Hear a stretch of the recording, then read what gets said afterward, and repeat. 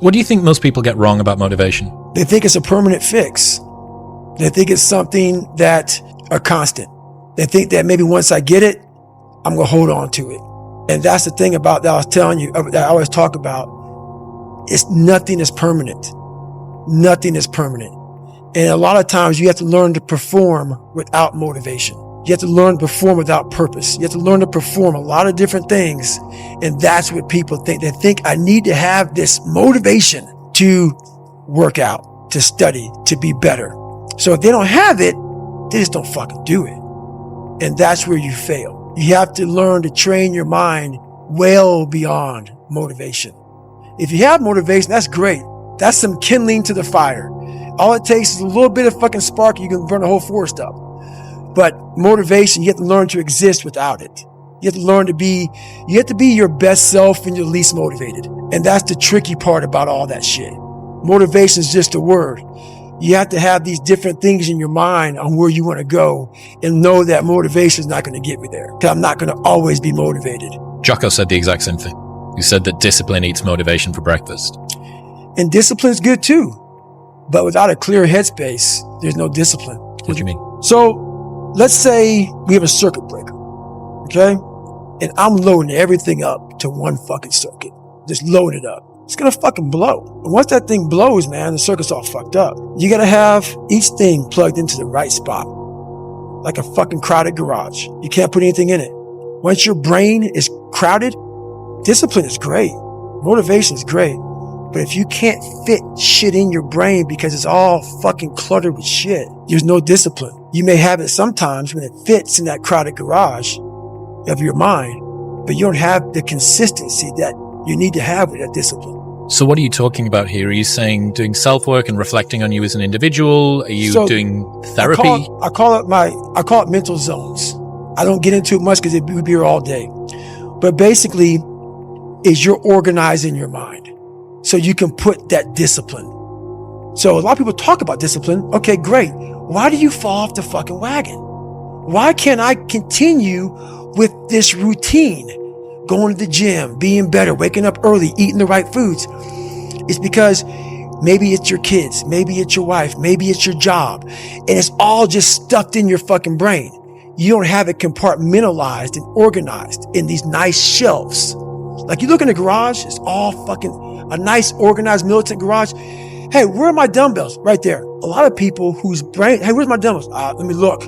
They're fucking throwing shit. They're looking through totes. They're all fucked up. So where am I going to put discipline in that mind if I can't find other shit? You got to be able to find all these different things in your mind. Oh, I can put discipline right there.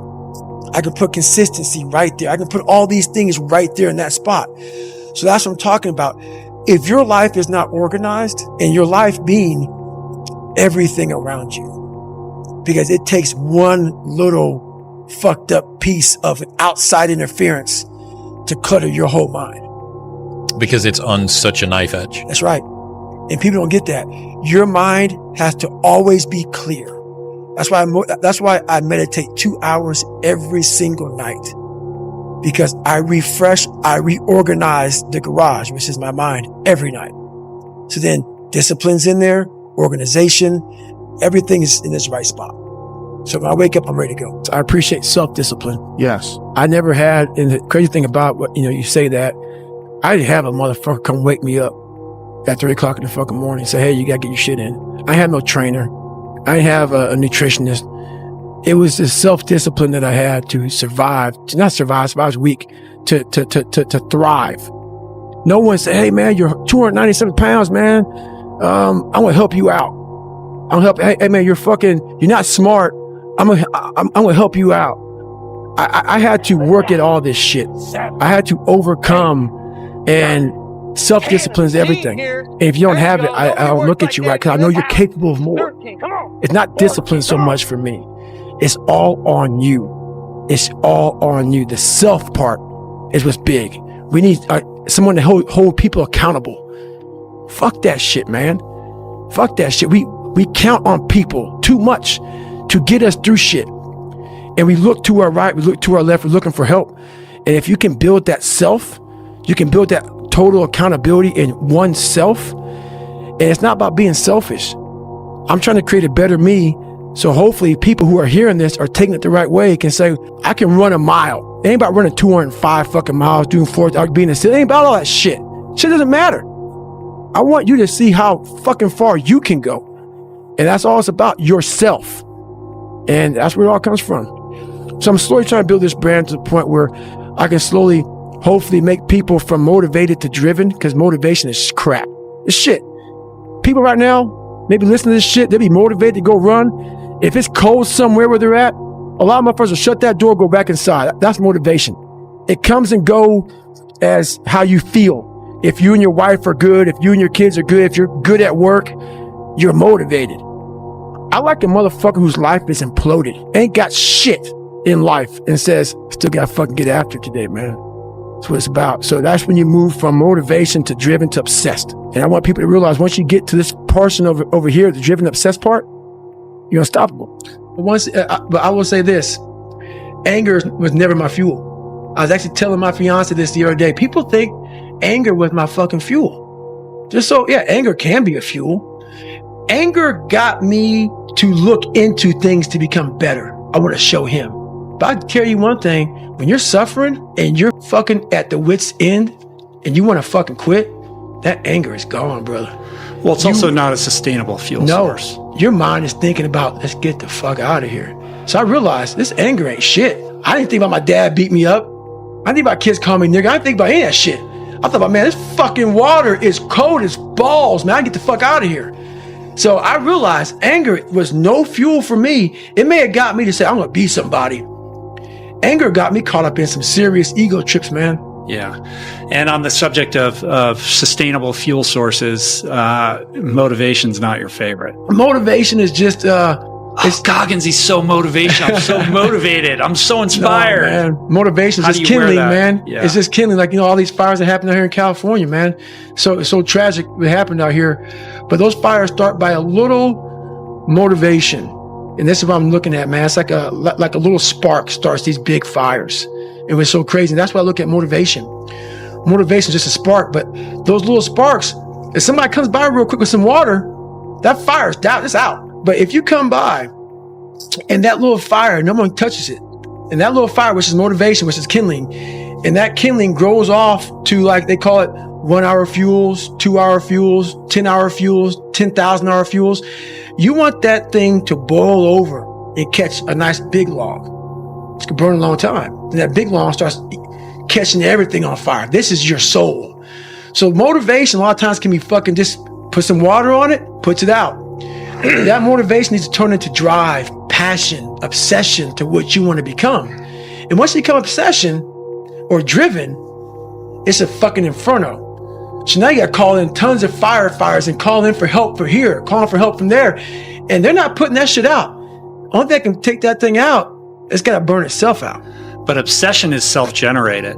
You 100%. Can't will another person to become obsessed. Not at all. That has to, be something that is cultivated deep inside yourself. And most people never experience what it's like to be obsessed. And I think we put a negative label. Label on obsession. Hell yeah. He's obsessed. No, to me, it's a daggone, it's a compliment.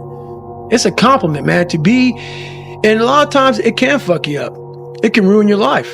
You can be obsessed, but I'll tell you one thing. If you want to be great, you want to be the baddest motherfucker ever at what you do, you can be misunderstood by everybody because you're going to be so fucking obsessed and so driven to get there. That's what it takes.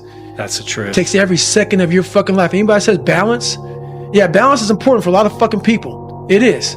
But if you want to fucking go to that edge where people do not like you, don't understand you, question everything you fucking do, you've arrived. When you are misunderstood to the point where fucking people think you're psycho and you're nuts and you're this and that, why are you in the fucking gym at 1 o'clock in the fucking morning? You just got to doing an op for fucking 13, 14 hours after Ranger school, man, at the gym. What's wrong? You will never understand what is wrong with me. And that's why I'm so fucking glad you don't, because I'm in the right fucking spot. When people don't understand you anymore, you're in that spot of obsession and drive where people are like, what the fuck is wrong with this guy? I don't want to talk to you, man, because you're not going to get it. You're not going to get it. Boom. I don't want you to get it. Yeah. I want you to get it. Yeah, it's powerful, man. It's all about mindset. Yeah. That's it, man. You have to change the dialogue within your head. And one thing I guarantee you, there's some stat out there about January 1. All that kindling that you started, all that motivation usually burn out by about 10 to 12 days later. So let's see how far you can take that shit. Let's see if you can get a fucking That is a inferno challenge going. from Goggins to you. Usually it's 10 to 12 days, man. People always come to me, man, hey, I want a workout program. I no longer give them anymore because you're going to waste my fucking time. Because I know most people out there, once that fucking one alarm clock goes off, the wrong time of the day, I'm not going to the gym. Right. Or they get the workout program, but then they're like, hey, they hit you up again. What kind of watch do I need to get? That's right. What kind of shoes? That's the questions just keep coming. Keep coming, Every man. day goes by without anything going on. Keep coming. Go to the store, buy a pair of shoes, and Merry Christmas. Have fun with that shit. Call me after you lose some fucking weight running your ass in the dirt, and then we'll work on some other shit. Right on. Get your base on. There you go, man. But we don't take a second to realize the purpose is always there. The purpose never leaves us because the very purpose is you. You are always the purpose. It's funny, man. People want to know how I'm always motivated. It's the unseen work. I'm out running at 2 o'clock in the morning, 1 o'clock in the morning, in the gym, long sessions by myself.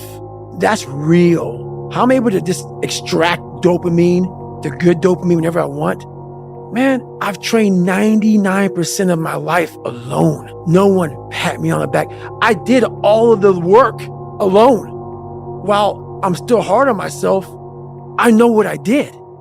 So whenever times get bad, all this, who's gonna carry the boats and that's real. I can extract it immediately when I need to because I lived alone for so many years in this misery and you're able to get out of it by yourself.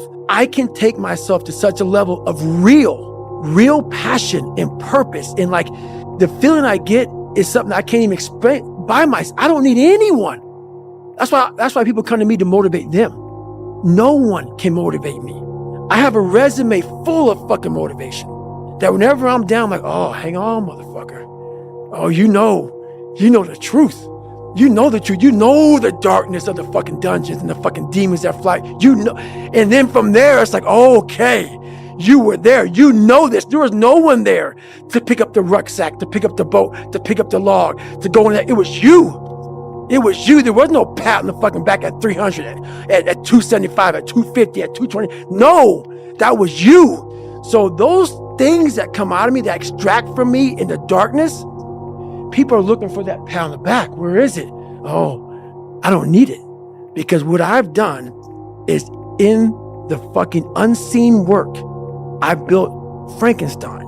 So whenever shit gets nasty, David Goggins goes, you had nobody anyway, motherfucker.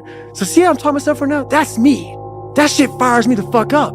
That shit makes me fucking nuts. You had nobody anyway, motherfucker. Look around you. There was no fucking team. It was you. There was no weight loss program or mom and dad waking you up saying you can do it, you can be better, trying to build belief. You built belief when you had nothing. Rock bottom. You did that. So as times get hard for me, the truth comes out. And my truth is powerful as fuck. It's real. It's tangible. I feel it. It comes out of my brain as I speak about it. I'm reliving every single dark moment of my life to be here.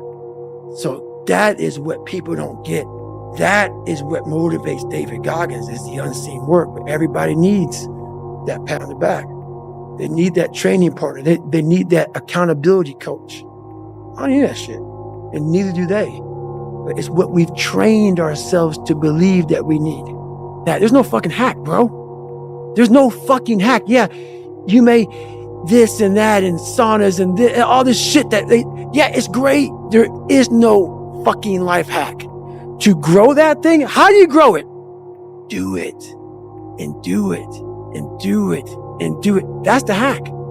The hack is gonna fucking suck. And that's what I realized. Life, that's why I wanted to come on here today. I didn't want to come on here and talk about no fucking passion and purpose and how to get the fuck out of bed and how to hit a fucking alarm clock and all this catchphrase bullshit. Because that wasn't how I lived. I woke up like every human being does and goes, fuck, man, I'm a fucking piece of shit today. How the hell is this going to work out for me? And you fight that. You don't override it. There's no override button. It's the conversation in your fucking, in your head. So how do you do that? We don't have enough of these conversations about the real conversation that every human being is having.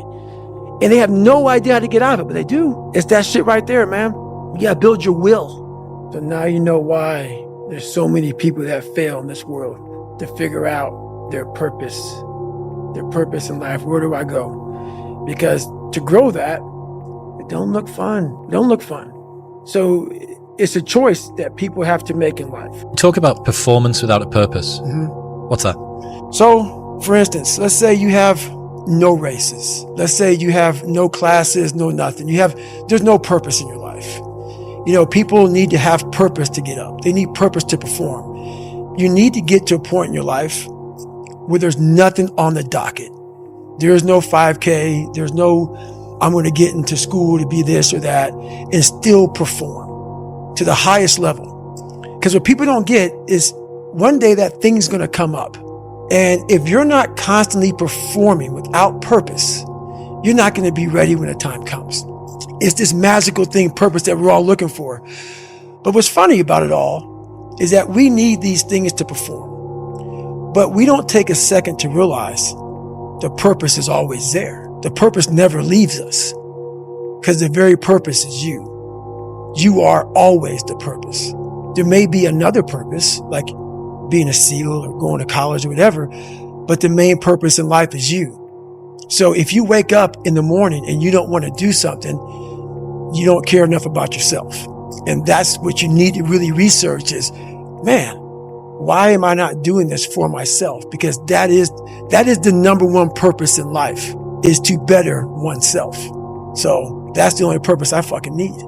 So the reason I get up every day, even though there's no race or there's no school, there's nothing in front of me, is because I have pride in myself. But where do you go to? You wake up on a morning, it's cold, it's wet, it's dark, you've got no cartilage in your knee, you've got shitty shorts, whatever it is that's the issue today. It's warm on the couch. Your missus says stay in bed. It's comfy, it's cozy. You've got work later on. You had an argument last night. You're slightly hungover.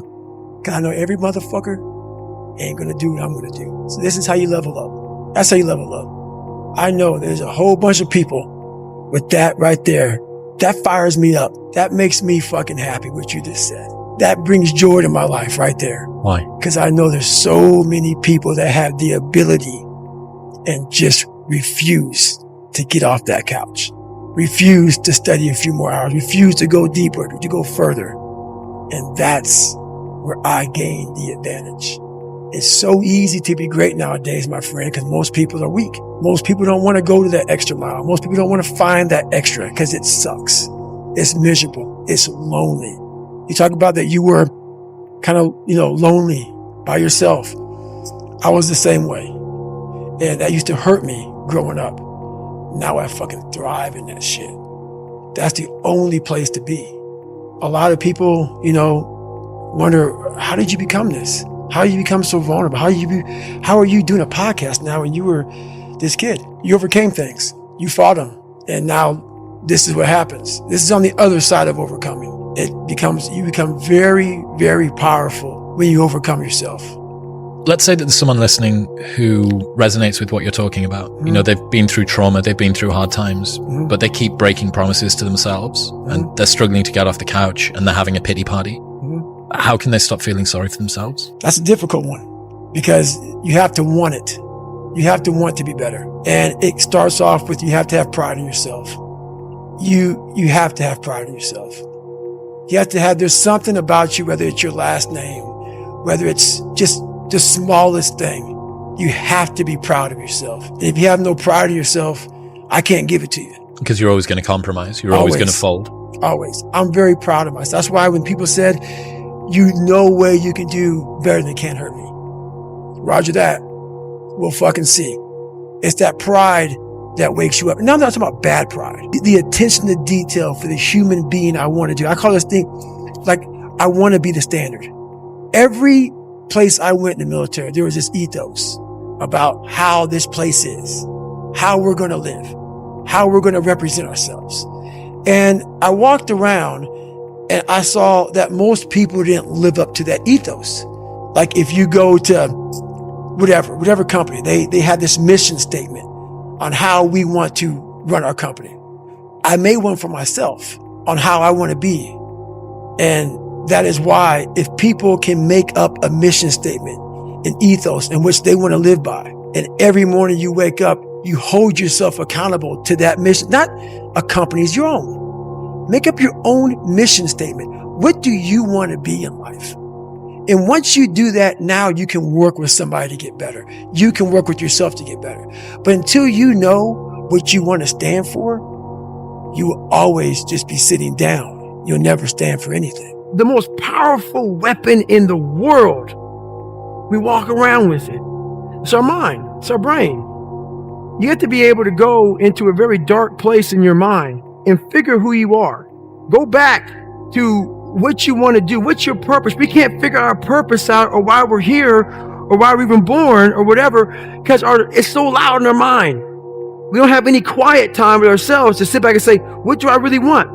There's so many different dialogues in our head that we can't think. So my biggest thing is you have to be alone in a very dark place in your mind to think about what is important to you.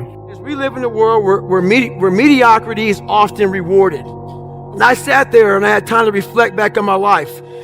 Being bullied, coming from nothing, learning disability, messed up foundation. Life isn't fair at all. So what are you going to do about it? I knew that no one was coming back to help me. No one was going to miracle me to be somebody special. It's solely on me. So I had to start developing an indestructible mental toolbox. I honestly want to be considered one of the hardest men to walk the planet Earth in the history of the world. And what I mean by hard, I'm not talking about the guy who does the most pull-ups, the most sit-ups, runs the most. Just a person who's able to overcome any adversity in front of him, to figure out a way. Hardness isn't about all this physical shit, man. Yeah, it helped me get to where I'm at. But all I was doing in the whole process, the process wasn't to be ripped. It wasn't to walk around with my shirt off. That wasn't it. I knew through the physical challenges, through the physical suffering, my mind was getting stronger. I was literally doing that for a reason. I had a weak mind. All the rest just happened to come with it. I was trying to strengthen the mind to handle all the judgment that's passed on me, perceived and not. Sometimes you make it up in your own head. I'd rather you hate me and get better than like me and stay the same. A lot of us are full of shit. I was one of those people back in the fucking day. And sometimes I'm still full of shit. We think that we're working our ass off, working hard. We've been working out hard in the gym for a month, but we haven't seen any results. So we get all fucking down and poopy pants and shit. You study for 30 minutes for a fucking test, and you didn't do as well as you thought. What the fuck do you expect? You're not putting in the work. You have to do more. You gotta stop telling yourself that you're doing enough. In life, it's never enough until you feel this overwhelming feeling of shit, man. I'm outworking the crowd. I'm outworking everybody. I'm doing more. It's not until then. Once you get there, that's when you fucking know you've done enough. Stay hard. We live in a world now that's so kind. We find the kind way around everything. Like, if you don't look good, I have to find a kind way of saying, I don't like your shirt. Right. That's not the approach. The approach you have to take, at least I took. You take whatever approach you want. The conversation had to be a real, honest conversation. In the accountability mirror, guess what? I was fat. Don't find a kind word to say that, you know what? I've gained some weight. No, you're fat. When I couldn't read, not like, hey, you know, you have a learning disability. No, I cannot read. With a fourth grade reading level, I'm struggling. And sometimes I call myself stupid. Not in a way to put myself down. So don't take it like, my God, those are so hurtful. Yeah, they're hurtful, dishonest. When I was in the military, we go on these instructor-led runs. Most of the time, we knew the start and end point. So on the way back, I started seeing people getting happy and shit because the end was near. But there were some asshole instructors that would hear the happiness and go right on past the end point. When that happened, everybody stopped talking. Heads would start dropping. and I started taking fucking souls. At that time, I knew what happened in their minds. They were living off the hope factor. They hoped the instructors would stop running. They hoped the water was never cold. They hoped the weather was fucking good. I don't live off that hope shit. I wish the water was cold. I wish them motherfucking instructors keep on fucking running. I wish for fucking rain. When the ending is unknown and the distance is unknown, that's when you know who the fuck you are. Stay hard. When you take that road and you just don't want to just fit in, it's a lonely road. It's a lonely road, and you get a lot of haters, man. And like I tell people all the time, man, if I can walk on water, motherfuckers would say it's because I couldn't swim. Man, I used to get so mad, like I said, about this fucking shit, man. But I sat back one day, I was like, you know what? All these people hating on me, man. Like, these people are funny. Keep on talking your shit. I will absorb it and make a mixtape out of your fucking ass, like I do. You will never in life meet a hater doing better than you. So when I fucking realized that, and Jennifer gets so mad at the lies she hears and this and that, because it comes all through. They spew it. Yeah. I told Jennifer that shit, man. Stop. Yeah. Fucking calm down, bro. The conversation has to become an honest conversation of where you're at mentally. Where am I at mentally? I look like shit. I feel like shit. I'm falling behind in school. I'm lazy. My house is a mess. You have to look at what it is and call it what it is.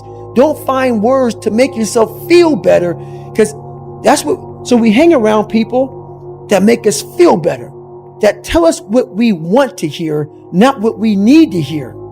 And so we stay away from those people. And we stay away from those people, like our internal dialogue becomes that kind, it's okay. It's not okay. So that's where it starts. It starts with that accountability of it's not okay anymore. This can no longer be okay. And calling yourself out for exactly what you are and exactly how you need to fix it. You know, I just want to be able to handle all of that. Everything. Physical, mental. I want to be perceived as that. Like an old school barbarian, an old school guy that's like, God, dog, man, nothing can hurt the guy, which is why the book is titled, Can't Hurt Me.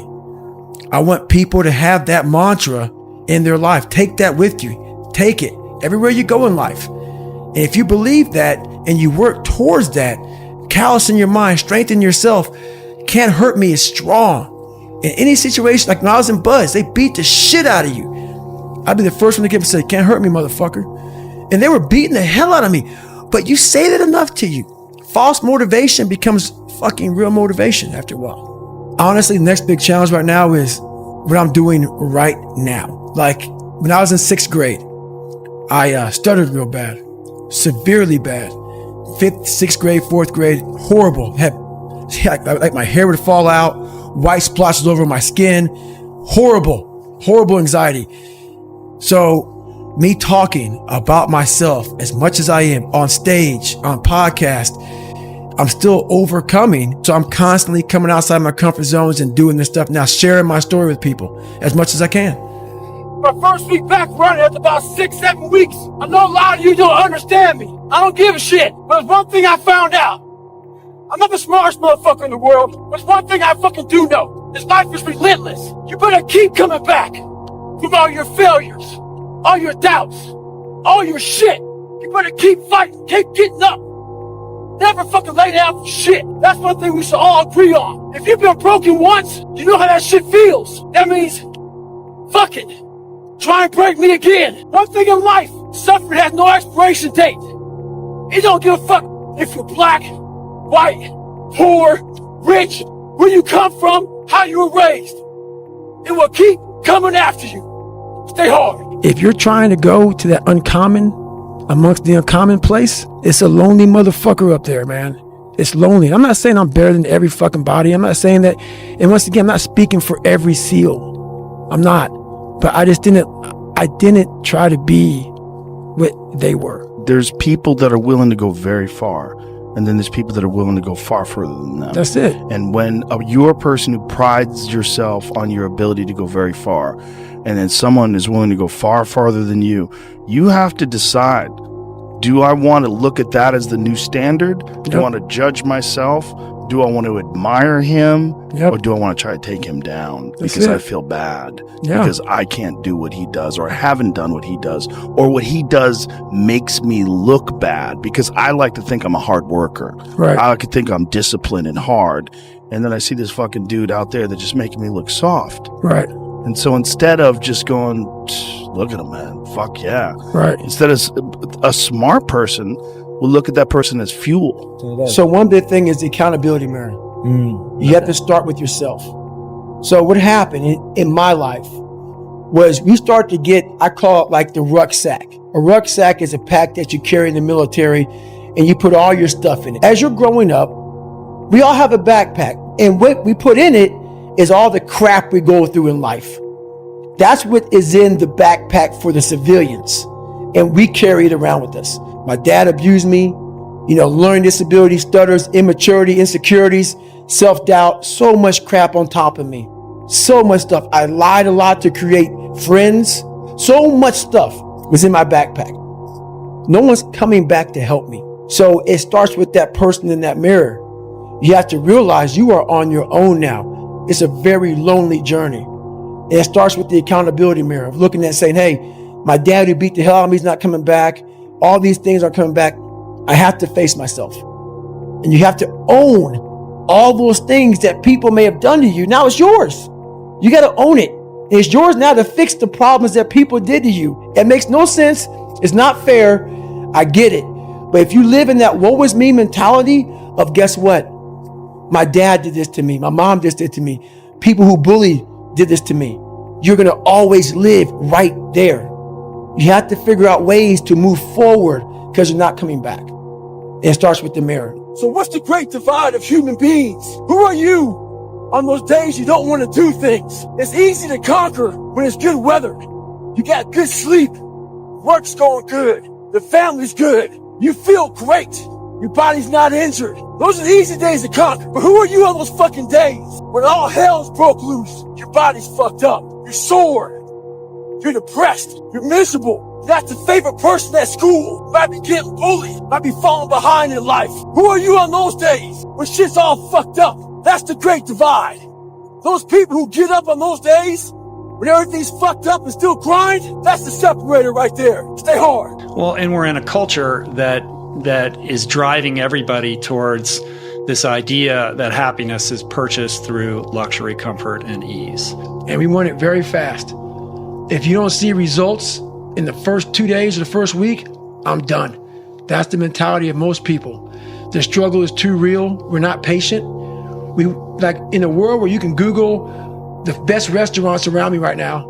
No one is patient.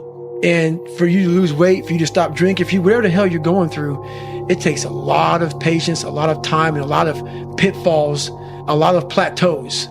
You're gonna hit so many fucking plateaus. If you don't know how to get around that plateau, it's not gonna happen fast. Yeah, everybody wants the hack. Yeah, everybody wants to hack. There is no hack, man. There's no hack. What do you think is the biggest stumbling block that most people face with this kind of journey? Honestly, is they have the woe is me mentality. It's too hard. Life isn't fair. These things in life are not easy for me. You look to your left, you look to your right, and you start to judge yourself off other people. Like if you're a female, well, she's skinny and she doesn't work out as hard as I do. And everything starts to corrupt your mind. You start to look around too much at other people and what they're doing, and that starts to corrupt your own dialogue. We are judging ourselves against too many fucking people. You have to judge yourself against yourself. And that's the one thing I started learning, man. This isn't a race against me and Rich Roll. This is a race against David Goggins and David Goggins alone. And once you can silence all that bullshit, all the outside interference and things that are attracting your mind to everything, you can then start to grow in realizing I'm stressed out for no reason. This is my own little race. This is my own timeline. And this is how I'm going to run it. I think that so many people are so disconnected from themselves. They're operating on autopilot. They're reacting to their environment. That's the big thing, man. And that's why it was important for me to finally realize, stop being all these fake people I used to be. Stop being afraid. There was no growth until I cut myself down to nothing, to the person I really was, the real human being. And once I found out who I really was, that's when I started growing. I was trying to build on top of a lied, fucked up foundation. You can't build a house on a fucked up foundation. So I had to get down to the actual mineral soil of who I was. And that's when you can start real growth. And what is the role that suffering plays in that, or the willingness to suffer? It starts to peel all those layers away, all those artificial layers away. If you're willing to suffer and go back in the grind, that internal dialogue you have with yourself when you're in misery and you're uncomfortable, it's a real, scary, unfiltered, no lying dialogue between you and yourself. And people know exactly what the fuck I'm talking about when you're in a bad spot in life and your mind is saying all kind of shit. That's who you really are. That's the real you. No Rocky Balboa moments going on up there. You're like, hey, you know, it's round 14. Let's come on. We got this. No, it's like, fuck this. I'm out of here, man. This is crazy. That's where the growth happens. When you're able to stay in that moment and talk yourself back into the suck of wherever you're going through, and you start stripping those layers away. But as you're stripping those layers away, you're building calluses over top of shit in your mind. That's where the growth starts to happen, is when you have to force yourself to stay in it. You can't leave it. Like that first 100-mile race I've talked about several times, where I lost everything. Still the hardest physical thing you've ever done, right? Yes, physically and mentally, because like you just said, I was unprepared for that race. No training. You should just recap it. Like zero training, running 100 miles so that you could. And it was like 3 days later, I'm in a 100-mile race, no training at all. And when you do that, it is stupid. But what it does, if you're not going to quit it, like you just talked about, it breaks you down to nothing. You are suffering so badly, mentally and physically, that all of these demons are coming up. And you're trying to find answers, and you're trying to find answers. It was like living 19 hours. It's like 5 years I put into 19 hours of highs and lows and pitfalls and seeing the sun come up. And it was like, my God, I lived 5 years in 19 hours. It was unbelievable. It was unbelievable. So do you find yourself chasing that now with every ultra challenge? No, because once you realize what you get from ultra, what you get from life, I can apply that now just by sitting here with you. You know, those tools now, I don't need to go out, even though I still do it, and go out and hammer. The hammering part is like, you know, it's like a purging of the soul. You go out there and hammer out there. Yeah, you got to do that every once in a while. You got to hammer, man. You got to get after it. But now I figured out so many different ways and so many different tools through all of the journeys I've been through just growing up, man. Just being mature, you know, just being really mature. But where do you go to? You wake up on a morning, it's cold, it's wet, it's dark, you've got no cartilage in your knee, you've got shitty shorts, whatever it is that's the issue today. Keep talking. It's warm on the couch. That's your it. missus says stay in bed. That's it. It's comfy, That's it's cozy. That's You've got it. work later on. You had an argument last night. You're That's slightly it. hungover. Because I know every motherfucker ain't going to do what I'm going to do. So this is how you level up. That's how you level up. I know there's a whole bunch of people with that right there. That fires me up. That makes me fucking happy, what you just said. That brings joy to my life right there. Why? Because I know there's so many people that have the ability and just refuse to get off that couch. Refuse to study a few more hours. Refuse to go deeper, to go further. And that's where I gain the advantage. It's so easy to be great nowadays, my friend, because most people are weak. Most people don't want to go to that extra mile. Most people don't want to find that extra because it sucks. It's miserable. It's lonely. You talk about that you were kind of, lonely by yourself. I was the same way. And that used to hurt me growing up. Now I fucking thrive in that shit. That's the only place to be.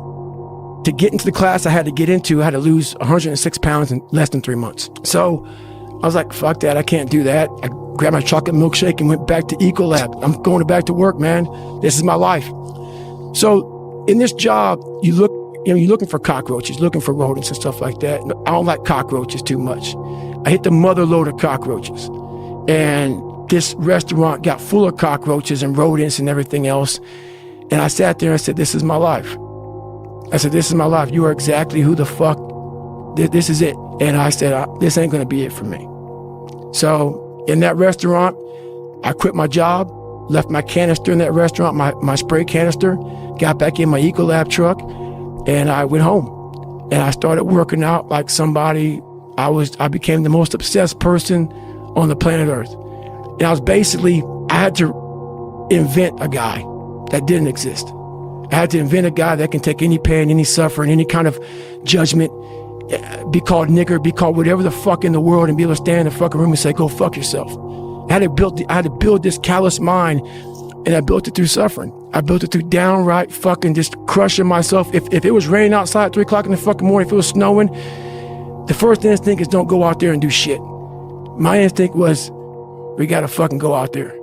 Anything that was fucking horrible in my life that I would normally say no, that was inhumane to most people, I had to go do it. And I started callousing my mind at this point in my life. And I lost the weight. And I went back to recruiter. I got into that class, and I went through 3 Navy SEAL Hell Weeks in 1 year. Only guy to ever be in 3 Hell Weeks in 1 year, to my knowledge. The first one I didn't make it through. The next 2 I did. And that I just didn't. I didn't stop anymore from there.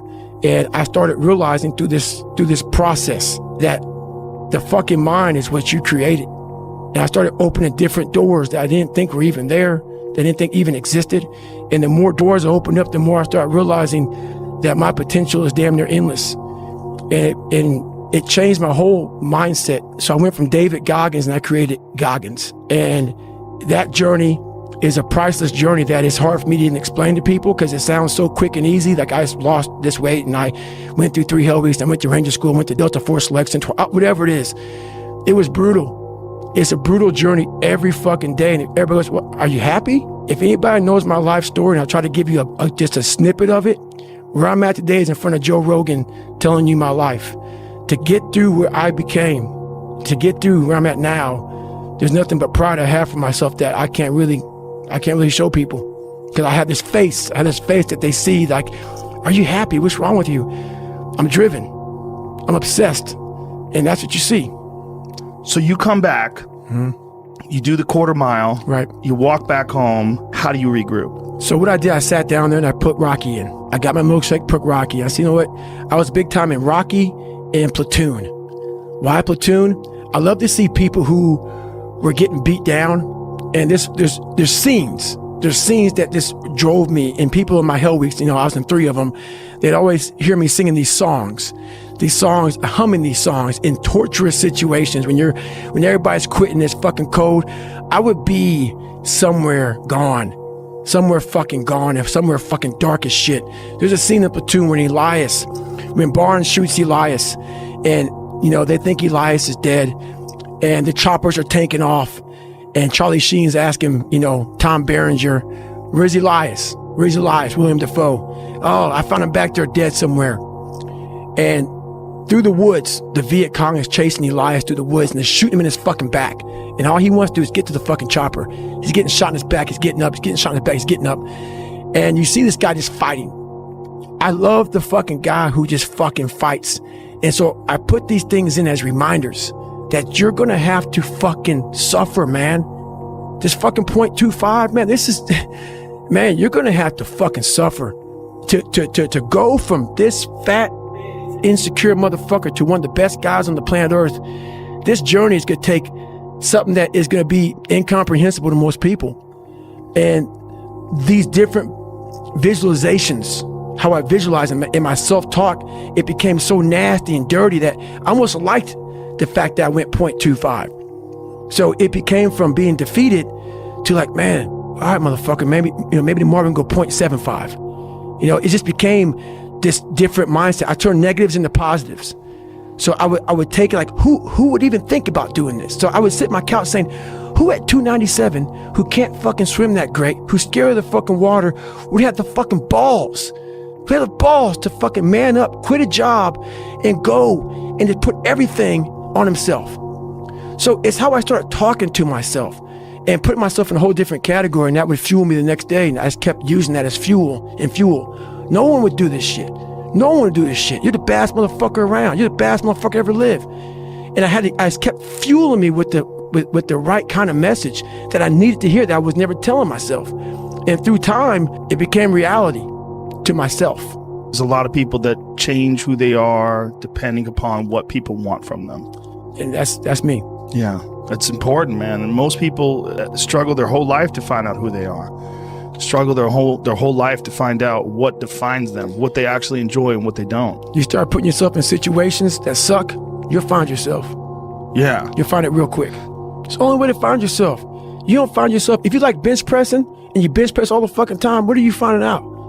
If you like to swim, that's all you want to do is swim, what are you finding out? Put that, people always, people talk about triple down on your fucking strengths. Right. That's the fucking weakest shit in the world. No. Triple down on your fucking weaknesses. Yeah. Find out something about yourself. I had to stop thinking normal. I can no longer be a common man walking around doing common things. But no one taught me this stuff. It wasn't like I had, I paid a trainer to come train me. Jenny Craig didn't come down and miracle my ass. None of this happened. It was on me. And that's what you have to realize. Everything you do, you may have some support, you may not, but it's on you. You have to make the decision whether you want to be a badass or whether you just want to be mediocre and everything's okay. We have to break the barriers within our minds, within the world. And it starts with yourself. It starts with yourself. You got to break the barriers down within yourself and just go there. You got to go to yourself. You're going to find peace from going to war with yourself because we all got shit. People look at me. The reason why my story resonates with people because I don't hide. I'll tell you exactly who the fuck I am. I will admit to it. People are great at hiding. So they want to just find peace. No, you got to take your shit, fix whatever's fucked up in you. Don't just shove it under the rug. Fix it, and then you'll find some peace later after you fix some shit. So now I'm realizing this. I go home, several months go by, and now I'm like, okay, here we go. It's time to be a Navy SEAL. With success in life comes more haters. Don't make them hurt your feelings. Use them for fuel. Use them for energy. In times of need, put them on the fucking mental Rolodex in your mind. And when you don't want to do shit, roll through your brain. Pull up that motherfucker that you need. That person who said you couldn't do something. Weren't fast enough, good enough, smart enough, where the fuck you may be. Use them for energy. Instead of killing them with kindness, torch them with fucking success. In life, we have to continue pushing past the odds. Use everything this world has to give you for fuel. Stay hard. It's so easy to be great nowadays, my friend, because most people are weak. Most people don't want to go to that extra mile. Most people don't want to find that extra because it sucks. It's miserable. It's lonely. You talk about that you were kind of, lonely by yourself. I was the same way. And that used to hurt me growing up. Now I fucking thrive in that shit. That's the only place to be. We all have a dungeon. I'm just willing to talk about mine. Yeah. Most of us aren't willing to talk about it. I want to talk about my dungeon. I wasn't building that so-called mental toughness. Mental toughness isn't something that you sample. It's something that you live in every day. So when something hard would happen to these kids, like in Hell Week, it would draw on something that made them very insecure. And they look for comfort. Whenever hardness comes, and you don't know what it is, it may be different for you than it is for me, but you go back to your insecurities. And then when you go back to your insecurities, you then look for comfort within those insecurities. And we all look for that cookie that your mom used to give you when you were sad, when you were sick. We look for our wife or our husband. We look for comfort. It's in those moments you must retrain your mind to think differently in hell. This isn't for the masses. This is for those who want to leave normal behind. Those who are in search of a new realm. It's a lonely journey. You're isolated. Those who used to keep pace with you will fall off. They'll see where their world ends and yours begins. Your ability to suffer, endure, outwork must be greater. You must be willing to extend yourself to the limit with no guarantee of success. Every day, you must ask yourself, did I do enough? Stay hard. The physical standard is not what they need to meet. It's a mental standard you must meet in life. So going back to when I was sick, I was hitting the physical standards. I wasn't meeting the mental standard. The mental standard is you must know how far you've come. I had come 8,000 miles from where I started. But if you never know that, you're still in the $7 a month place. When I was sick, I was able to slow it down and reflect back on my entire life. And in that bed, when I thought I was dying, because that story is long, that sick portion of my life is long, I didn't care if I died or lived. Because I was, for the first time in my life, happy and at peace. Because I reflected back on where I started. It wasn't like someone came down here and guided me through life. When you figure this out on your own, the amount of pride and dignity and self-respect you have, that's why I walk around the streets with a backpack and just like, I don't need anything else. Yeah. You figure it out by going inside yourself, by callousing over the victim's mentality. You're always a victim, even if you have everything in life, until you realize that you've cheated. This is my life. I'm not that smart. I'm depressed. I have a horrible life. I have these two guys. One guy so I became this 297-pound person because it became my body armor. Yeah. Because the inside was a fragile, weak, insecure kid. So I put this big man around it. So when people looked at me, I intimidated them. I scared them. But if they knew the real me, just a little punk. Yeah. I was a little punk kid in a 24-year-old guy's body. So I said to myself, I'm going to run 4 miles. My first run out the gate, I'm going to run 4 miles. I ran a mile. I ran a quarter of a mile, walked home, sat on the couch depressed. I said, man, there's no way I can do this. But what I realized, though, is I wasn't going to give up because I already given up a million times. And I thought about how would I feel at 50 years old if I gave up now? I mean, not to have, so I kept all this stuff in my mind. And basically, I started becoming obsessed. It didn't happen that night on the couch. Right. Over a period of time, I started becoming obsessed with studying, with weight, with being somebody, with making people who thought I was going to be nothing kind of feel like shit. I became obsessed with, you have to make this right. And the only person that's going to do is yourself. So I became obsessed with just being obsessed. And that's what it was, man. I saw some guys going through Navy SEAL training and they were going through Hell Week and they were getting their ass just beat, in and out of the water, guys ringing the bell. They were just suffering. And I was weighing like 297 pounds. And I had to make a change in my life. I was at an all-time low and I wasn't going anywhere. And I was exactly what everybody said I was going to be, which was nothing. So I had to make a change. Well, for me, growing up, I came from a horrible background. I got called nigger every day of my life growing up. One of the high-ups in the KKK, son, sat behind me in 2 classes. So he called me nigger all the time. Got my first car. They spray painted nigger, we're going to kill you on it. So I was just an insecure, scared kid. And the only way I could find myself was through putting myself through the worst thing possible. No one was helping me out. One time this person drew a picture of me and, said, we're going to kill you nigger on my Spanish notebook. And I took it to my principal. And my principal said, they spelled nigger Niger. That was the best advice he can give me. So long story short, what I realized was no one was here to help me. And the feeling I had every morning, I looked in the mirror, was horrible. And I didn't want to feel like that anymore. And how I felt was a kid going nowhere, a kid that was scared. And most kids will accept that and look for help. But the best thing that happened to me, no one helped me. No one felt sorry for me. No one looked at me and said, like this day and age, they'll take you in and they'll tell everybody, stop picking on this person.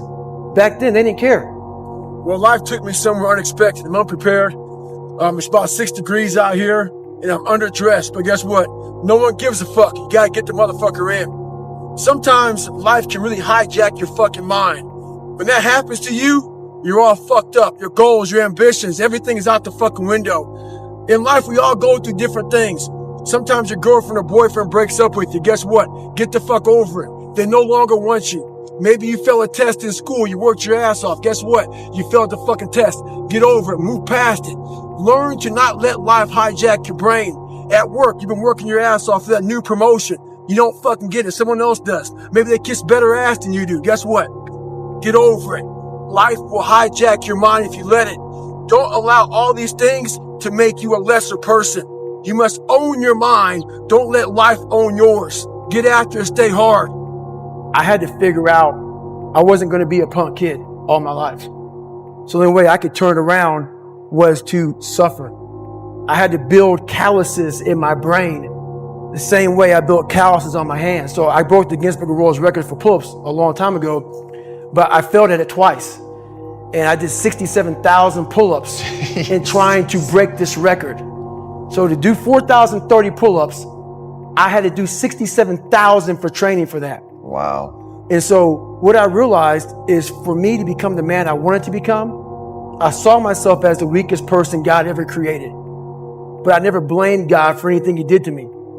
So I wanted to change that to be the hardest man ever created. Am I that? I don't know, but you had to have a goal. And my goal when I was sitting there, not going to school, being bullied, having no self-esteem, my goal was the only person that's going to turn this person around is me. The only way I can turn it around is put myself through the worst things possible a human being can ever endure. And that'd be the only way that I can build this brain to handle anything that comes in front of it, callousing my mind through pain and suffering. Well, my biggest advice to him is that, first of all, he won't like what I say to him because I'm going to say the exact opposite of what today's world is saying. So we read a bunch of books nowadays. As humans, we want to find out how to be someone else. What we don't do is we don't go inside. So literally turn yourself inside out.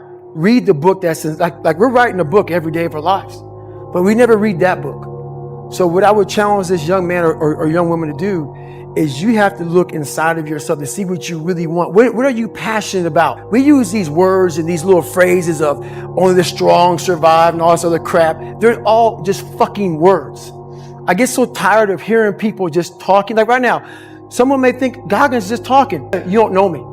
So when I speak from passion. I speak from experience. I speak from suffering. I have to tell this young man or woman that the only way I believe, and this is my experience in life, the only way you're ever going to get to the other side of this journey is you have got to suffer to grow. To grow, you must suffer. And some people will get it, some people won't. But they have to see what their journey is to start their journey. Several people live to be 100 years old, and they have great lives, and they have great kids. Their kids go to college and all sorts of stuff. But somewhere in their life, there was a point where they had a decision to make. They can go left or right on this path. Left was the easy route. Right was the hard route. A lot of people take the easy route. And they had a good life that way, but the better life was going to the right side. And you may have 20 years of pain and suffering to get past it, but a lot of us die never truly starting our journey. And I would tell this young person, you got to start your journey. It may suck, but it will come out the other side where you're coasting. There's so many times in life you don't want to be doing what the fuck you're doing. You can't just fucking quit. Remember this isn't a hobby, this isn't a fucking joke, it's a fucking lifestyle. So what you say to yourself is important. There's no fucking coach, there's no trainer to keep you going, it's only you. So think about this, you've been working your whole life to get a fucking seat at the table. The seat at the table is you want to be the best amongst all the best people in your fucking career field. So you finally get that letter. It's steak, lobster, it's a big dinner. Everybody's showing up, dressed to the nines. Make sure you show up soaking wet for fucking getting after it, working out hard. Towel around your neck. You respect the event. So make sure you put that towel or that nice chair so you don't fuck it up. The whole thing is this. Don't say a word. Stay uncommon amongst uncommon people. You're never done. Don't stop when you're tired. Stop when you're done. Stay hard. I get to about 200 and some odd miles and I'm sick as hell. Can't breathe. High altitude pulmonary edema. Totally jacked up. And now the doctor tells me if you get off course now and you go to the doctor, you won't be able to come back and finish the race. So I had to make a call. Like, you know what? I'm pretty messed up. Got off. I'm literally laying in bed and I thought, honestly, I swear to God, I thought that someone was speaking to me. It was like, you're not done yet, motherfucker. And I'm like, what the fuck is this? It was actually probably my subconscious saying, get your ass back out there. I know that I'm already, DNF'd. So no matter what happens here, I'm not going to be an official finisher of this race. This isn't for glory. No. This is now for the fact that you can. So either you can sit here and not, and think about that for a whole year until you come back here and do this. Or you can go out there for yourself and take some kind of pride in knowing that you could and you did. I have 40 miles to go. I'm going to have Jennifer drop me back off at the spot where I left. And I'm going to finish this fucking race. All the fucking times that I was like, I'm not going back. And I went back. I'm not going back. And I went back. I'm not going back. And I went back. It showed me even more of what we have as humans. If we're willing to go there and we're willing to push that extra step. And like I say, I always tell people, a lot of people, man, how do you do what you do? At the end of the day, I ask myself one question: can I take one more step? And usually the answer is yes. So if you can answer that question and not take another step, that is real failure. That is real quitting.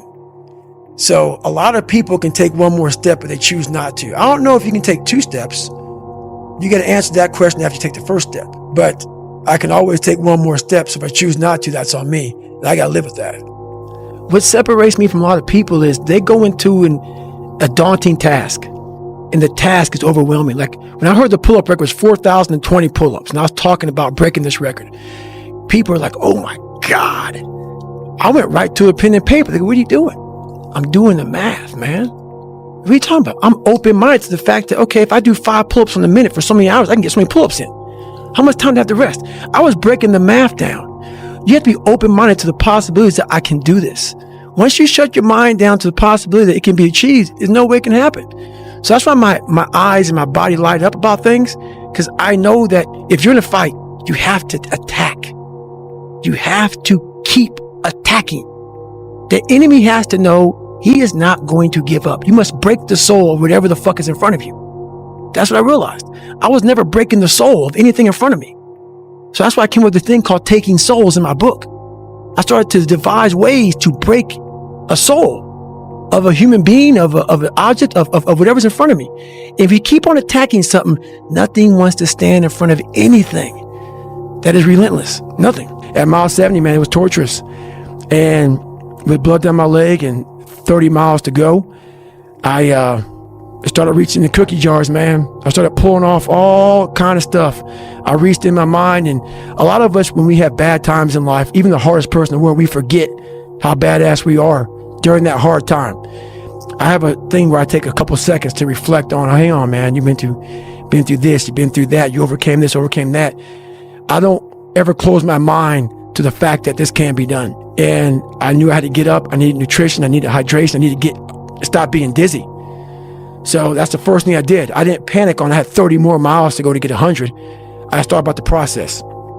Slowly but surely, I was able to stand up, and I was literally hobbling around this track, just walking, no running at all. I couldn't run. My feet were in the worst pain. This is the worst pain I've been in my entire life. Nothing in any training is even comparable to this last 30 miles. And what happened was my ex-wife looked at me and she's like, man, we agreed I'm not gonna make the time. I was going way too slow. And at that time, at mile 81, something clicked that I'll never probably be able to do again, when my mind, body, spirit, soul, everything just connected. And my mind knew I wasn't fucking around anymore. It knew I wasn't gonna quit. It knew that guy was dead and buried and gone. And I was going to die out here on this fucking mile for whatever reason why I was going to get through this motherfucker. I didn't give a damn. It made there was no fucking crowds. There was no trophy at the end. I wasn't even in a race in my mind. It was nothing. It wasn't about nothing. There was no nothing. It was a bunch of people who didn't know who the fuck I was. And it was me against me.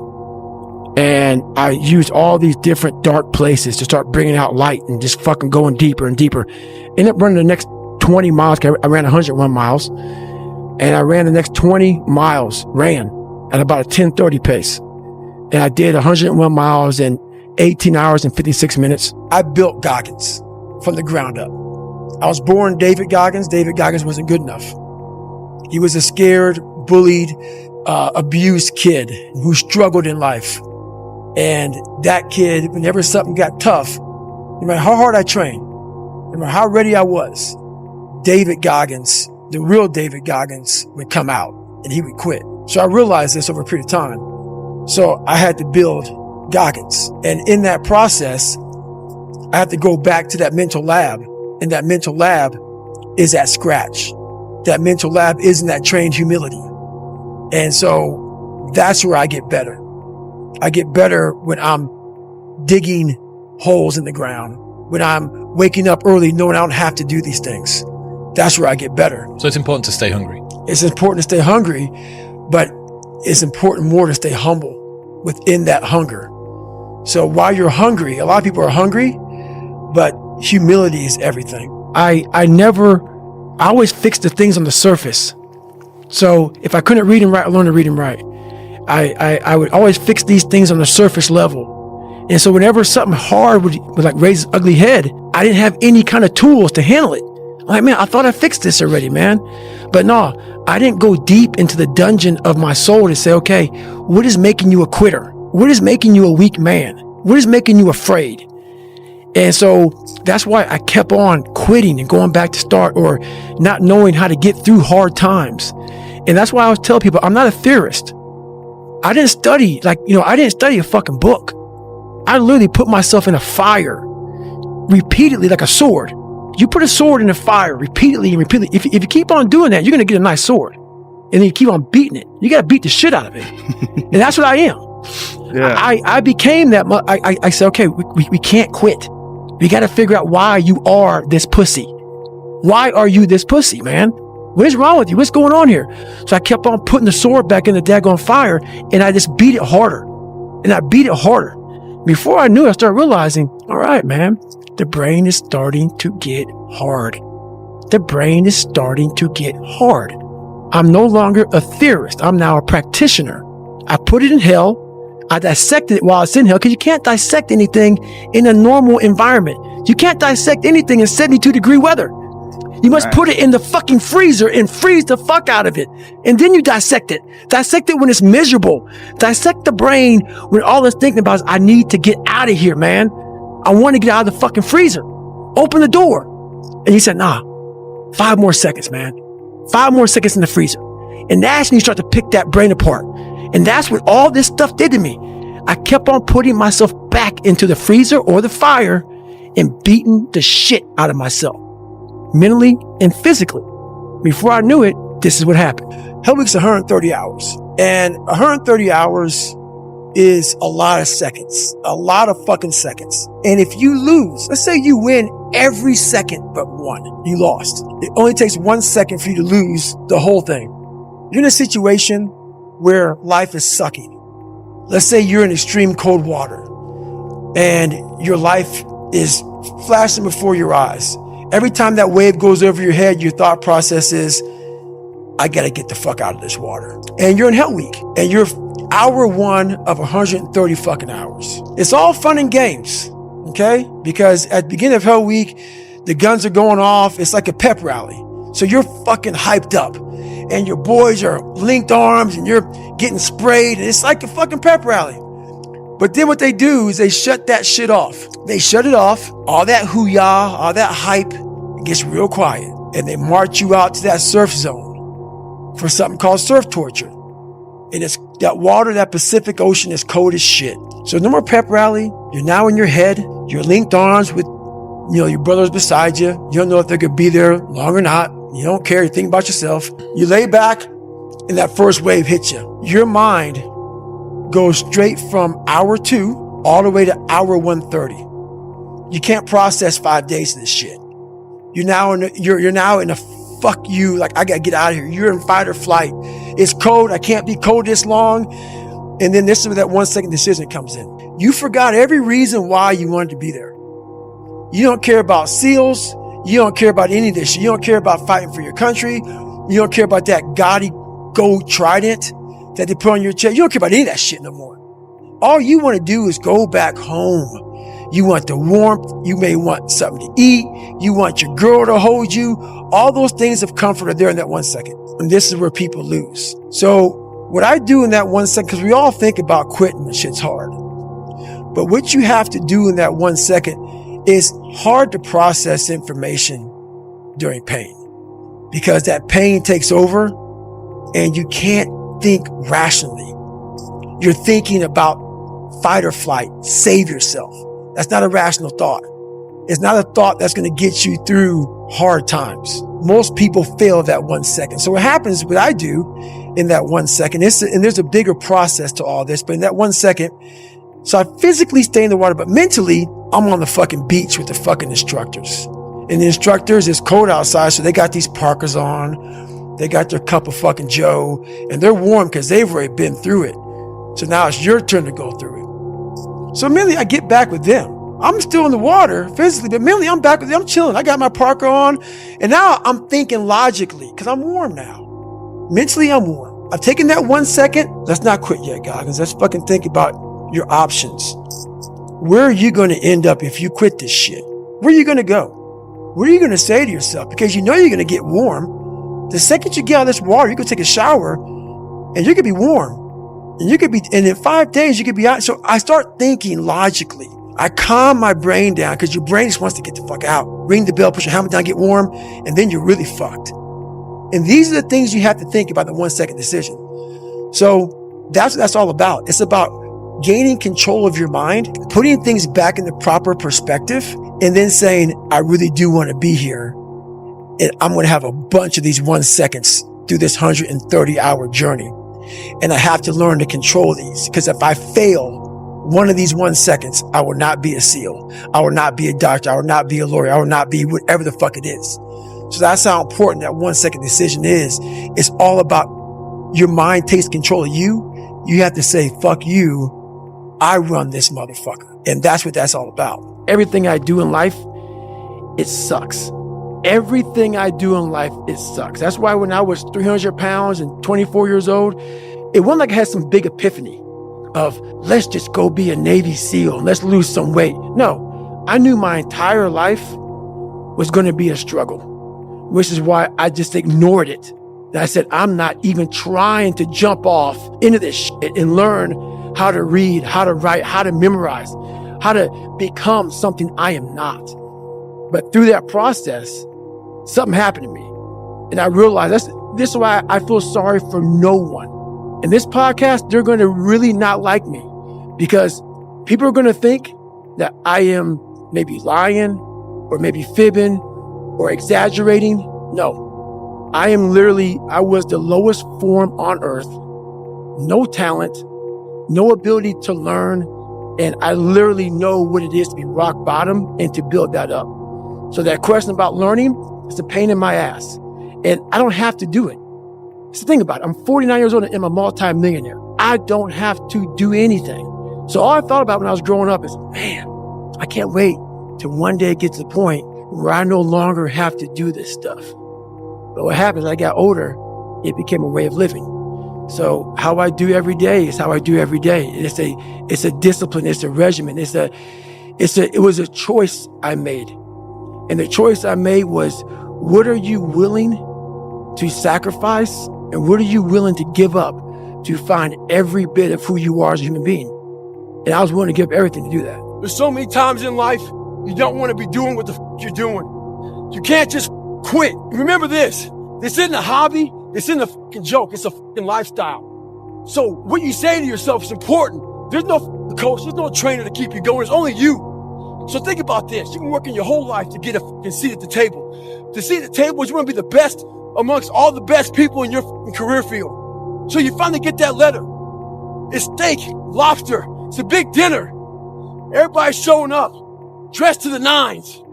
Make sure you show up soaking wet for fucking getting after it, working out hard. Towel around your neck. You respect the event. So make sure you put that towel or that nice chair so you don't fuck it up. The whole thing is this. Don't say a word. Stay uncommon amongst uncommon people. You're never done. Don't stop when you're tired. Stop when you're done. Stay hard. Nothing is easy. Nothing just like, oh, I wake up and I just do this or I do that, or it just, no, I watch people every day go through life and it's so easy. For me to be where I'm at today, it takes every bit of me. So when I speak about it, and as I get going here, you'll start seeing me, the tempo will rise. The passion will come out because I'm back there. I'm doing what I do every day to become a human being. And so nothing is easy. Like running is running. It sucks, but you have a choice to make. Do you want to sit down and go back to that guy you once were? No. So this is what it takes. It takes that misunderstanding of people, and they'll never get it because they were never David Goggins. So that is what it takes for me to do what I do. It may take you something differently. It looks very ugly. There's no fucking passion. There's no fucking motivation. It's every day of your life just doing. It's 44 degrees and it's nice and rainy outside, but no one cares about that. It's not about the rain. It's what the rain represents. Life is always giving you a test, trying to give you a way out, trying to give you an excuse not to show up. This is my excuse today. But guess what? You gotta have the mentality to show up every fucking day of your life. No matter what life throws at you. It's our responsibility to show up to the Coliseum of life, prepared for fucking battle. I don't care what you're going through, what life's throwing at you. It's your responsibility to find your new 100%. Take it upon yourself to do that. Stay hard. No passion, no discipline, no motivation. All these words, I hate people. I hate that so many people use these words now because it's watered. It's someone sitting in a room by themselves and they figure themselves out and say, God, this is going to fucking suck. Where's passion when you're 300 pounds? Where's the motivation when you can't read and write? Where is it? So how did this happen? I just did. I just did. I said, maybe at the end of this journey, there'll be something there for me. If not, I can read. If not, I'm 185 pounds. There's no magic potion. There's no, let me wake up and look at some shit. No, just do. You're living. How do you want to live? How do you want to die? How do you want to be remembered? That's it.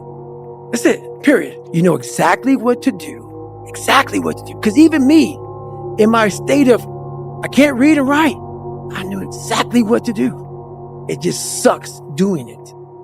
It sucks to do it. It sucks to wake up every morning of your life and say, God, man, I'm not smart. So guess what I gotta do? I gotta study the same shit that I got one of the highest scores in the nation on and do it again. It's not just there. It's not just there permanently. But where do you go to? You wake up on a morning, it's cold, it's wet, it's dark, you've got no cartilage in your knee, you've got shitty shorts, whatever it is that's the issue today. It's warm on the couch. Your missus says stay in bed. It's comfy, it's cozy. You've got work later on. You had an argument last night. You're slightly hungover. Because I know every motherfucker ain't going to do what I'm going to do. So this is how you level up. That's how you level up. I know there's a whole bunch of people with that right there. That fires me up. That makes me happy what you just said. That brings joy to my life right there. Why? Because I know there's so many people that have the ability and just refuse to get off that couch. Refuse to study a few more hours. Refuse to go deeper, to go further. And that's where I gain the advantage. It's so easy to be great nowadays, my friend, because most people are weak. Most people don't want to go to that extra mile. Most people don't want to find that extra because it sucks. It's miserable. It's lonely. You talk about that you were kind of, lonely by yourself. I was the same way. And that used to hurt me growing up. Now I thrive in that shit. That's the only place to be. A lot of people who graduate Navy SEAL training, a lot of guys don't want to go back into that water. Don't want to go back into the hard stuff. When something sucks so bad in life, this is on this that we're talking about now. Very few people want to go back. They're happy they graduated. I realized I'm the same way. I don't want to go back. I have to go back. I must go back. Because that is exactly where all the knowledge of my life exists, was back there, and what you're exactly talking about. Well, I didn't know anything about this, but how I grew a will was constantly doing these things. To now, it's just life. I wake up, while it still sucks, it's just life. You don't sit back and oh my God, I have days I don't want to do it, but I know I'm going to do it. I know from years of just doing it. So that's beautiful. And human beings need to hear this. They need to stop hearing these hacks on this and that. There's no hack, bro. There's no hack. Yeah, you may this and that and saunas and all this shit it's great. There is no life hack. To grow that thing, how do you grow it? Do it and do it and do it and do it. That's the hack. The hack is going to suck. And that's what I realized. That's what I realized. So now you know why there's so many people that fail in this world to figure out their purpose in life. Where do I go? Because to grow that, while you may not look like me, how my daily life looks, it don't look fun. Don't look fun. So it's a choice that people have to make in life. But what's so funny about it is even the richest of rich, who have everything, they always ask me this question. I feel like I'm missing something. I don't feel like I'm missing shit. I don't have what you all have.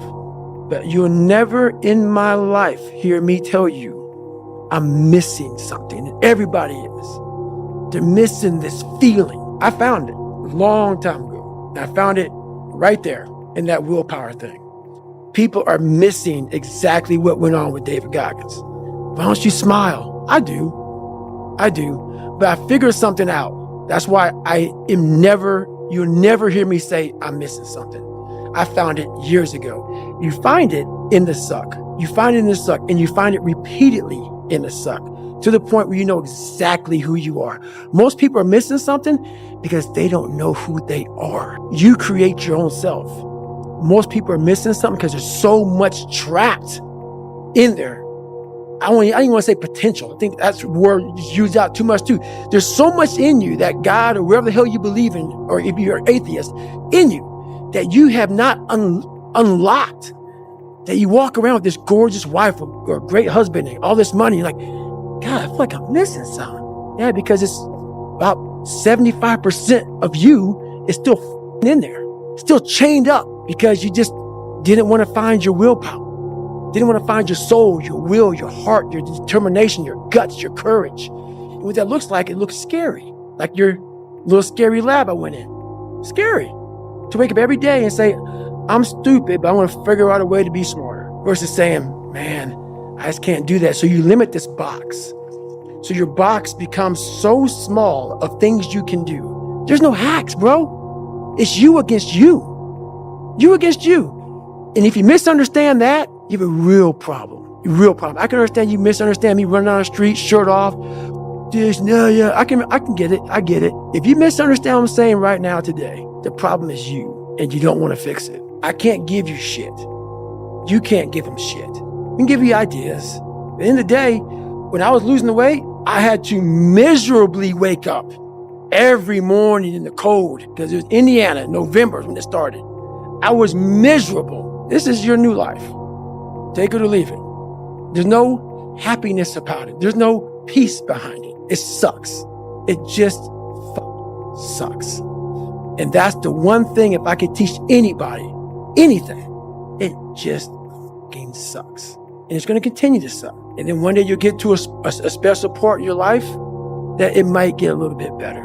But to lose the weight you have to lose, my friend, sorry, it's going to suck every day. Because then when you're 300 pounds, you're going to go out to lose weight, you'll probably get injured. So then you got to work on the injury, and then you get even more depressed. This is what I went through. And then you're hungry because now you're depressed. It's just a vicious cycle. And if you're not strong mentally and you have no willpower, you're going to continue falling back in this hole versus the man that sits back and goes, all right, motherfucker. It didn't take, hey, okay, we're going to do this today. No, this really sucks.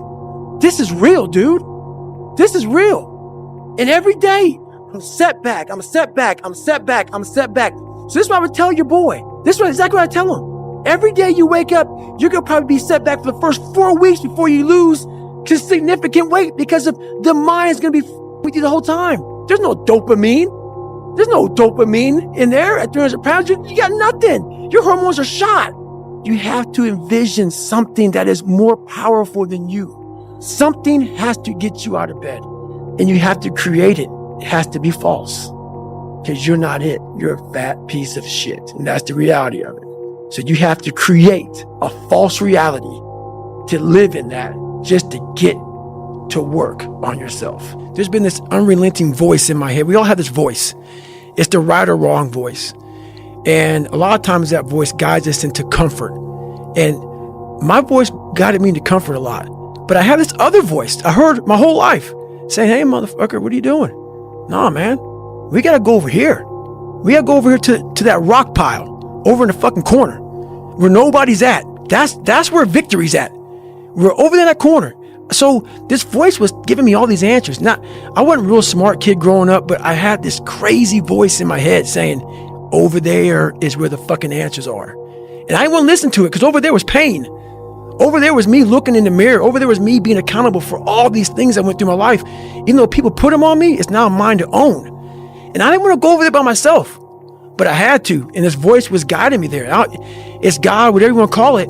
But that's what it was in me. Life is one big psychological warfare that you play on yourself. You play on yourself, man. The most important conversation I ever had is with myself. And the shit I was telling myself was so fucked up. It was so wrong. It was so misguided. And other people start to write that dialogue for you also. And it starts to be what you say to yourself every single day. And I started creating a whole nother warfare. A whole nother battle started becoming. I was like, oh, hang on a second, Goggins. You have these tools. You have these tools. Your life was basically the perfect grounds for training for where you need to go in your life. All the beatings, all the bullying, all the, you going through learning disabilities, all the struggles. It was the absolute perfect training ground for you to go to where you need to go. And that's how I started looking at my life versus woe is me, poopy pants, kick a rock down the street mentality. It was God just hooked you right the fuck up. He hooked you right up, man, with the perfect place. You were training. You had the advantage of everybody else versus, my God, they're so above me. They came from a great family. Mom and dad love them. They didn't have to learn. They didn't stutter. They didn't struggle. No, man, your struggle is what made you who you are now. Self-discipline is everything. And if you don't have it, I don't look at you right because I know you're capable of more. It's not discipline so much for me. It's all on you. It's all on you. The self part is what's big. We need someone to hold people accountable. Fuck that shit, man. Fuck that shit. We count on people too much to get us through shit.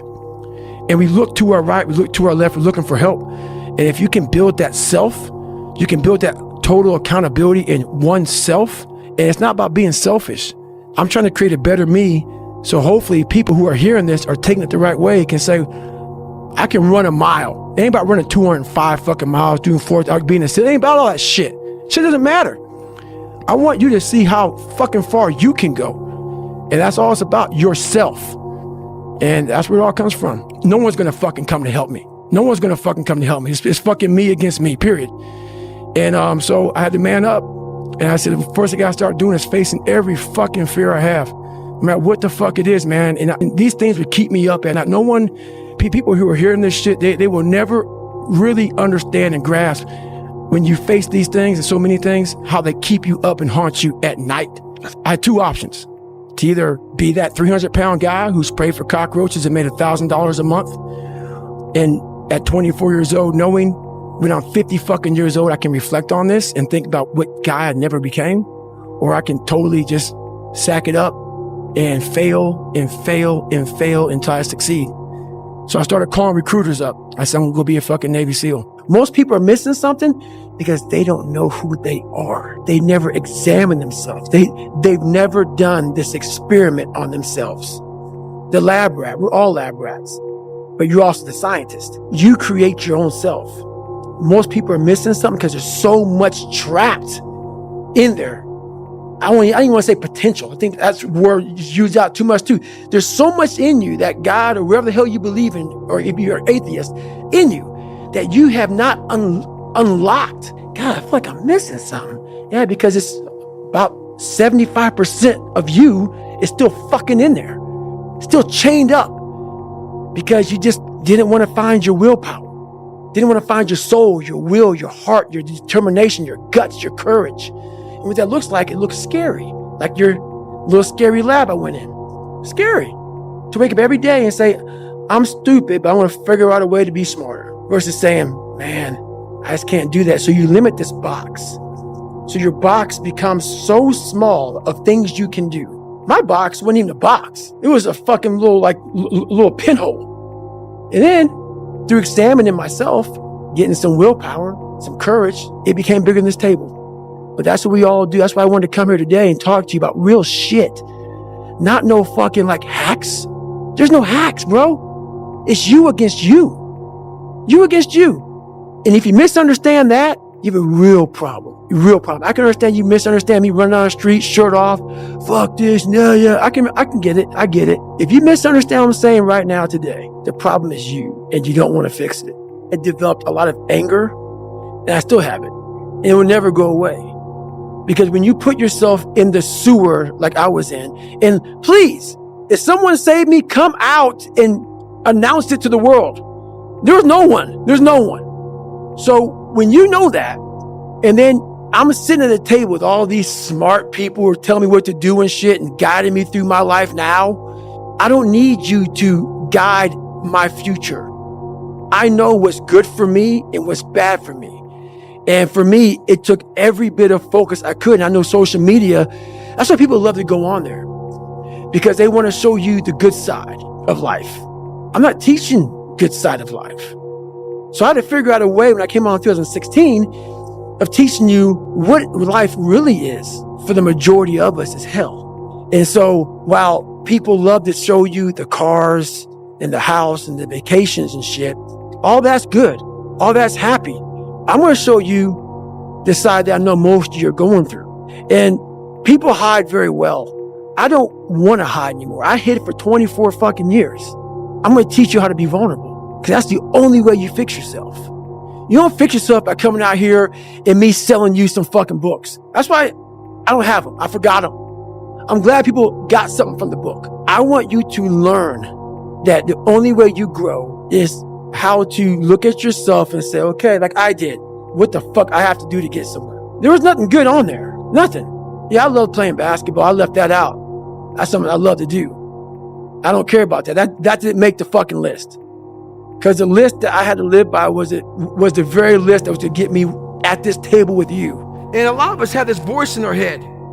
We all know that voice in our head that tells us the truth every single day that we try to run away from, that says we're scared of this, let's go this way. It started gnawing at me so horribly bad that it wouldn't allow me to live anymore without facing me. I had to go back in the dungeon. So when I tell my story, I tell it on a very surface level. I had to go down in the dungeon, the sewer where my mind used to be at, and talk to that guy. Because I wanted to live my life in a way that when I died, I was proud of myself. I knew what pride felt like. And if it took pushing myself to death, I was willing to do that. But I want to look in that mirror, not impress anybody, not money, not fame, not nothing. I wanted to impress the guy in the daggone mirror. And I worked endlessly and tirelessly to do that. And it happened. It's too hard. Life isn't fair. These things in life are not easy for me. You look to your left and you look to your right and you start to judge yourself off other people. Like, if you're a female, well, she's skinny and she doesn't work out as hard as I do. And everything starts to corrupt your mind. You start to look around too much at other people and what they're doing. And that starts to corrupt your own dialogue. We are judging ourselves against too many fucking people. You have to judge yourself against yourself.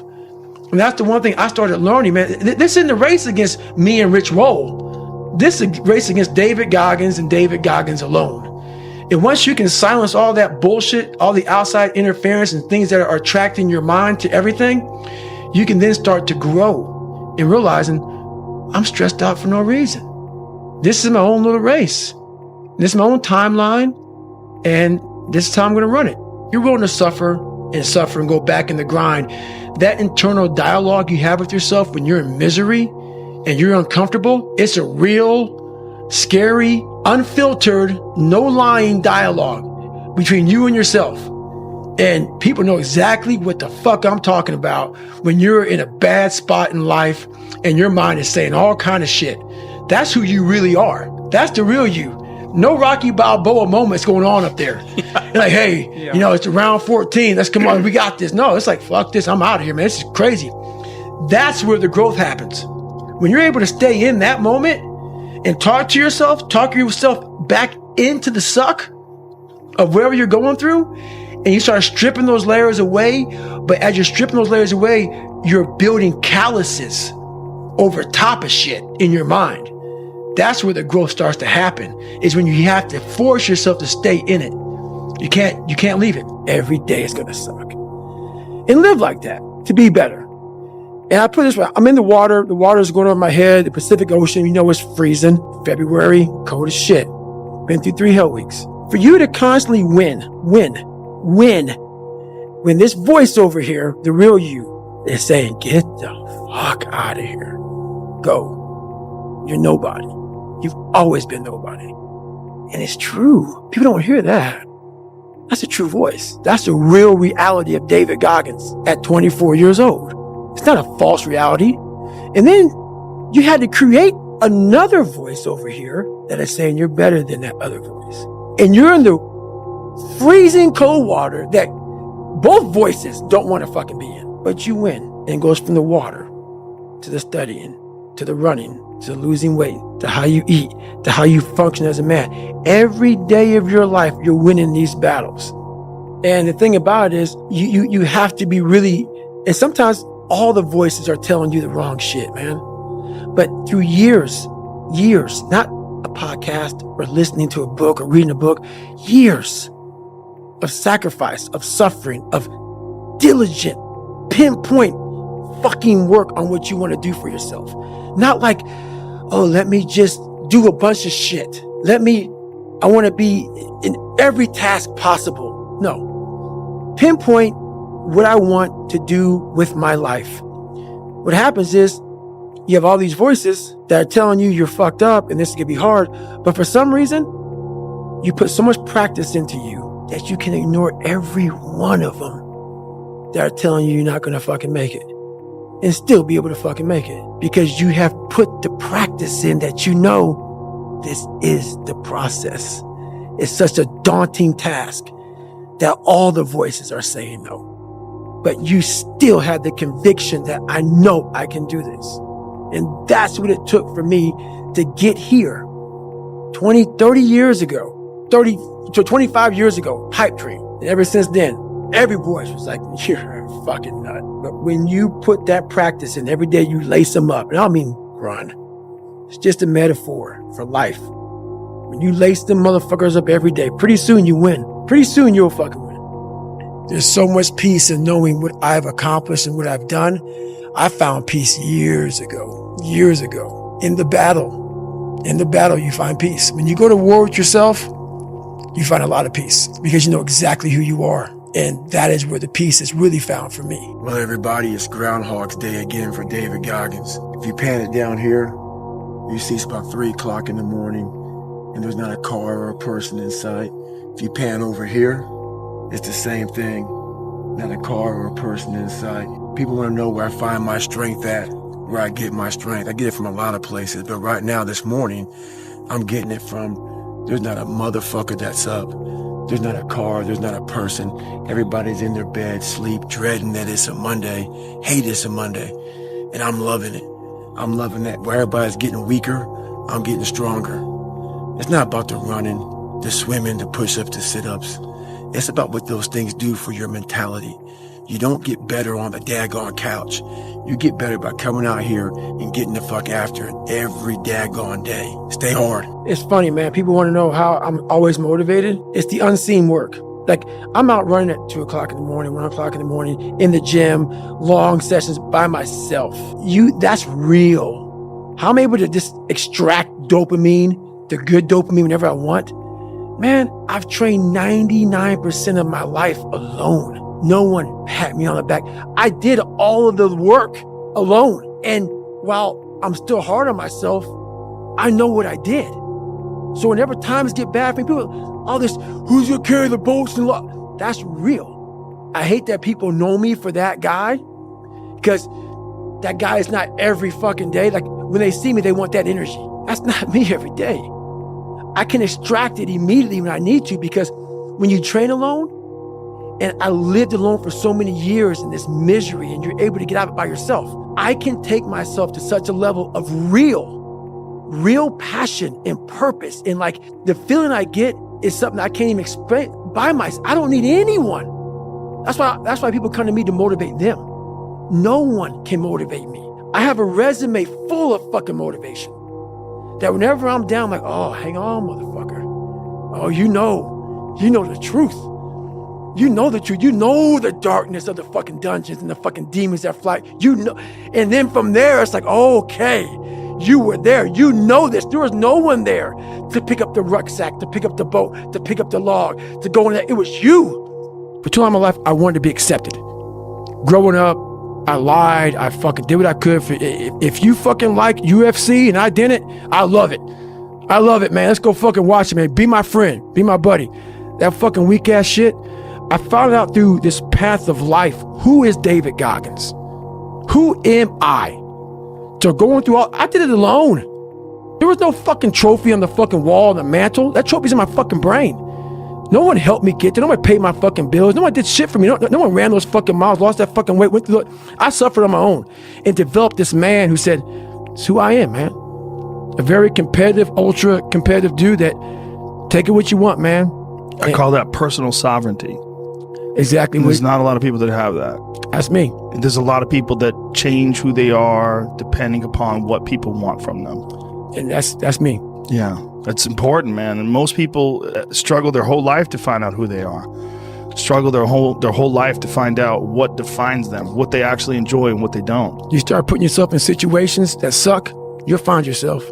Yeah. You'll find it real quick. If you whatever the hell you're going through, it takes a lot of patience, a lot of time, and a lot of pitfalls, a lot of plateaus. You're gonna hit so many fucking plateaus. If you don't know how to get around that plateau, it's not gonna happen fast. Yeah, everybody wants the hack. Yeah, everybody wants to hack. There is no hack, man. They have the woe is me mentality. It's too hard. Life isn't fair. These things in life are not easy for me. You look to your left and you look to your right and you start to judge yourself off other people. Like if you're a female, well, she's skinny and she doesn't work out as hard as I do. And everything starts to corrupt your mind. You start to look around too much at other people and what they're doing. And that starts to corrupt your own dialogue. We are judging ourselves against too many fucking people. You have to judge yourself against yourself. And that's the one thing I started learning, man. This isn't a race against me and Rich Roll. This is a race against David Goggins and David Goggins alone. And once you can silence all that bullshit, all the outside interference and things that are attracting your mind to everything, you can then start to grow in realizing I'm stressed out for no reason. This is my own little race. This is my own timeline. And this is how I'm going to run it. I think that so many people are so disconnected from themselves. They're operating on autopilot. They're reacting to their environment that even when given the opportunity to set a goal for themselves, they generally don't set the right goal. Right. Because they don't know what the fuck they're doing. Because they don't even know who they are fundamentally. That's the big thing, man. And that's why it was important for me to finally realize, stop being all these fake people I used to be. Stop being afraid. There was no growth until I cut myself down to nothing, to the person I really was, the real human being. And once I found out who I really was, that's when I started growing. But where do you go to? You wake up on a morning, it's cold, it's wet, it's dark, you've got no cartilage in your knee, you've got shitty shorts, whatever it is that's the issue today. It's warm on the couch. Your missus says stay in bed. It's comfy, it's cozy. You've got work later on. You had an argument last night. You're slightly hungover. Because I know every motherfucker ain't going to do what I'm going to do. So this is how you level up. That's how you level up. I know there's a whole bunch of people with that right there. That fires me up. That makes me fucking happy, what you just said. That brings joy to my life right there. Why? Because I know there's so many people that have the ability and just refuse to get off that couch. Refuse to study a few more hours, refuse to go deeper, to go further. And that's where I gain the advantage. It's so easy to be great nowadays, my friend, because most people are weak. Most people don't want to go to that extra mile. Most people don't want to find that extra because it sucks. It's miserable. It's lonely. You talk about that you were kind of, lonely by yourself. I was the same way. And that used to hurt me growing up. Now I fucking thrive in that shit. That's the only place to be. There was no pat on the fucking back at 300, at 275, at 250, at 220. No, that was you. So those things that come out of me, that extract from me in the darkness, people are looking for that pat on the back. Where is it? Oh, I don't need it. Because what I've done is in the fucking unseen work. I built Frankenstein. So whenever shit gets nasty, David Goggins goes, you had nobody anyway, motherfucker. So see how I'm talking myself right now? That's me. That shit fires me the fuck up. That shit makes me fucking nuts. You had nobody anyway, motherfucker. Look around you. There was no fucking team. It was you. There was no weight loss program or mom and dad waking you up saying you can do it, you can be better, trying to build belief. You built belief when you had nothing. Rock bottom. You did that. So as times get hard for me, the truth comes out. And my truth is powerful as fuck. It's real, tangible. I feel it. It comes out of my brain as I speak about it. I'm reliving every single dark moment of my life to be here. So that is what people don't get. That is what motivates David Goggins, is the unseen work. But everybody needs that pat on the back. They need that training partner. They need that accountability coach. I don't need that shit. And neither do they. But it's what we've trained ourselves to believe that we need. The truth in front of you is it sucks. It's painful. It's fucking mind-numbing. And that is the truth. And that's why a lot of people don't like listening to me. Because this is what it takes. Creating another voice and sometimes going at it alone. All the time going at it alone. Because no one's going to believe in you. And that's that.